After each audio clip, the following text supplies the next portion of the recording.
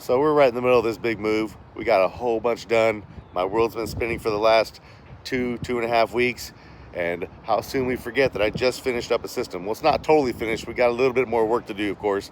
But Ant Dog's Yukon went home right before we started this to kind of get it out of the way.